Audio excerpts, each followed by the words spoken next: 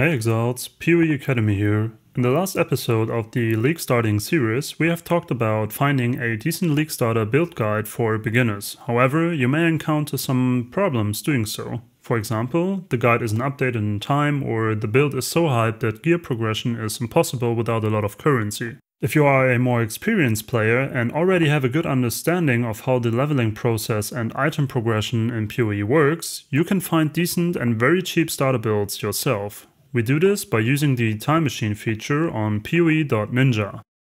When you embark on the journey to find a custom starter build guide, you must keep in mind that the patch notes can enable or disable certain builds. PoE.ninja can only look into the past and not into the future, thus it's crucial to know how the game is changing with the new patch. Less decent starter builds like self-cast skills are unlikely to appear in PoE Ninja for 3.16, but there will be more of them in 3.17 due to the significant buffs to some self-cast skills. It may also work the other way around, where a build was viable but isn't anymore due to nerfs to one of its key mechanics.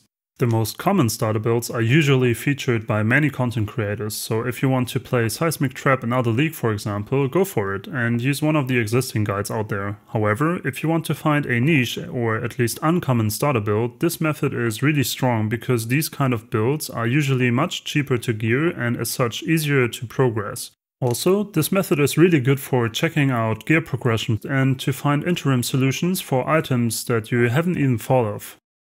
To find such builds, we will use the time machine function on PoE Ninja. It allows you to check the builds that have been played on day 1, day 2, day 3 and so on. Before you start checking out existing builds, make sure you understand the changes in the upcoming patch and know what kind of item, ascendancy or skill you are interested in. When I have found an interesting build, I make sure to answer the following questions with yes. Does the build fit my elite goals? Was the character played since the very first day? If not, PoE Ninja will show an empty side when trying to set the time machine to an earlier time.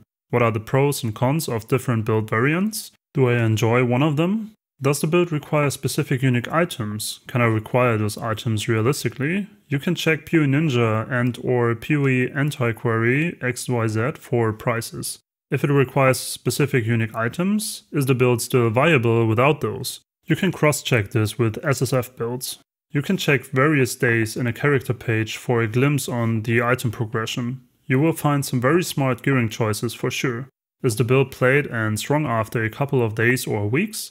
Is the survivability of the character sufficient for my playstyle? You can check the effective health pool later on by importing the build to PoB. Let us run through an example. I like Stormbrand for mapping and bossing and try to include inspired learnings into my builds to enhance my mapping speed and to trivialize juiced content. If you want to trivialize PoE too, use my content by subscribing to my channel. When in PoE Ninja, I would start by going to the builds page, filtering for day 1, Scorched Softcore, Stormbrand and sort for DPS to get a rough understanding of how the build is played.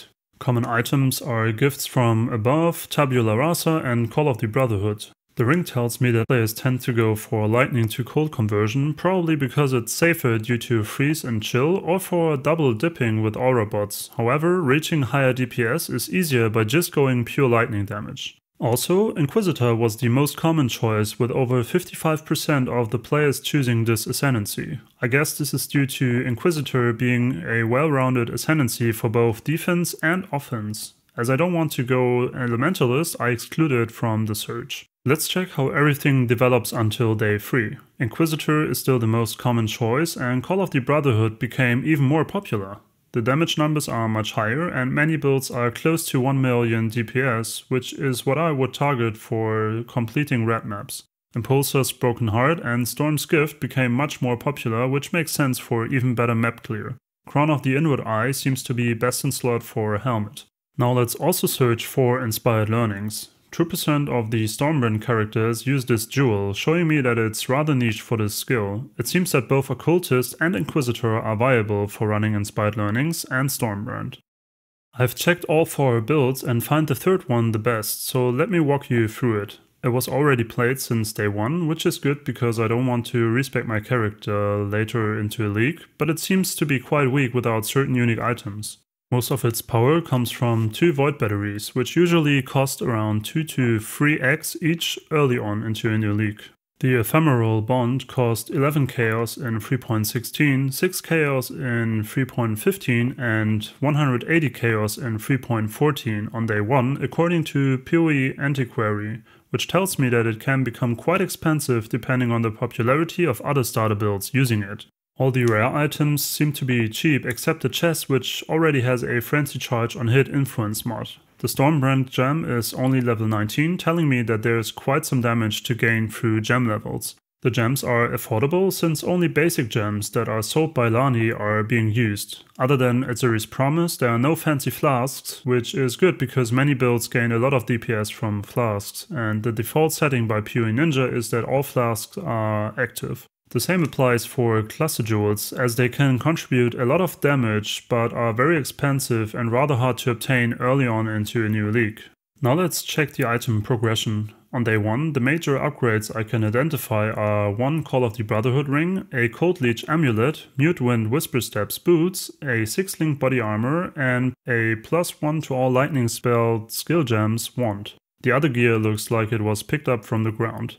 On day 2, the player already farmed 2 Void Battery each, which is huge for DPS, yet quite expensive, but I think that I will also be able to afford them on day 2. The upgrades also include another Call of the Brotherhood ring, Onslaught on Kill boots, and an Azuri's Promise flask. It's noteworthy that the gem setup hasn't changed much from day 1 to day 2. Let's check how the character progresses even further. On day 6, the old amulet is exchanged with a Badge of the Brotherhood amulet, the body armor grants frenzy charges on hit, the boots grant elusive on crit, the helmet has a Stormbrand enchant, and multiple jewels including Inspired Learning were added. All in all, the build looks very promising and I will consider it for sure for the 3.17 Leaguestart.